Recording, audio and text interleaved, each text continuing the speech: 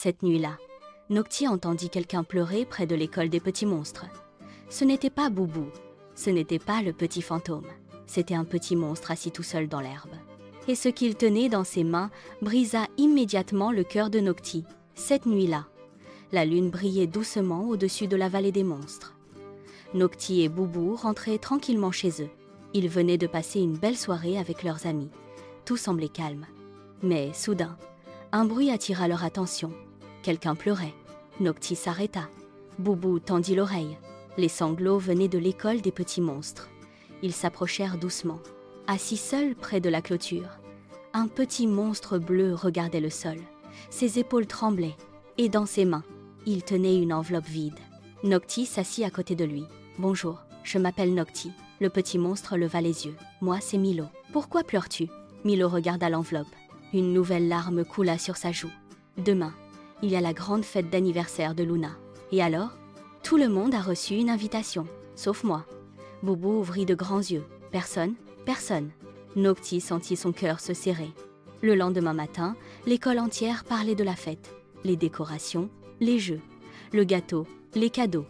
Milo restait silencieux. Personne ne semblait remarquer sa tristesse. Même le petit monstre à lunettes trouvait étrange qu'il reste seul dans un coin. Pendant la récréation, Nocti observa discrètement les autres enfants. Il remarqua quelque chose. Personne n'était méchant avec Milo, mais personne ne venait vers lui non plus, comme s'il était invisible. Cette situation rendait Nocti très triste. Le soir venu, Nocti décida de découvrir la vérité. Avec Boubou et le petit monstre à lunettes, ils rencontrèrent Luna. « Pourquoi n'as-tu pas invité Milo ?» demanda Nocti. Luna sembla surprise. « Quoi ? Milo n'a pas reçu d'invitation ?»« Mais si, » répondit-elle. Tout le monde devait être invité. Les trois amis se regardèrent. Quelque chose n'allait pas. Ils examinèrent la liste des invités. Et là, ils découvrirent le problème. Le nom de Milo était bien écrit, mais une invitation avait disparu.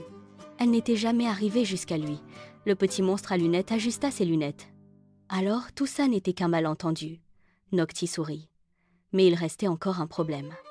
Depuis plusieurs jours, Milo croyait que personne ne voulait de lui, et cette blessure ne disparaîtrait pas si facilement.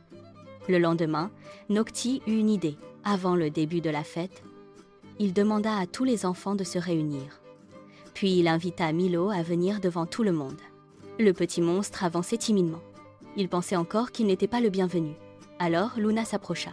Elle lui tendit une magnifique invitation décorée d'étoiles. « Milo, je suis vraiment désolée. Nous pensions tous que tu avais déjà reçu ton invitation.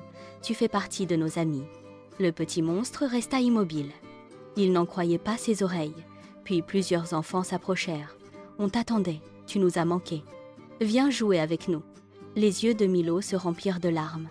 Mais cette fois, ce n'étaient plus des larmes de tristesse. C'étaient des larmes de bonheur. La fête fut merveilleuse. Les enfants jouèrent ensemble. Ils rirent, ils dansèrent. Et pour la première fois depuis longtemps, Milo ne se sentit plus seul. Et toi, as-tu déjà aidé quelqu'un qui se sentait seul ? Écris-moi dans les commentaires si tu penses que personne ne devrait être laissé de côté. Et n'oublie pas de t'abonner pour découvrir les prochaines aventures de Nocti, Boubou et leurs amis.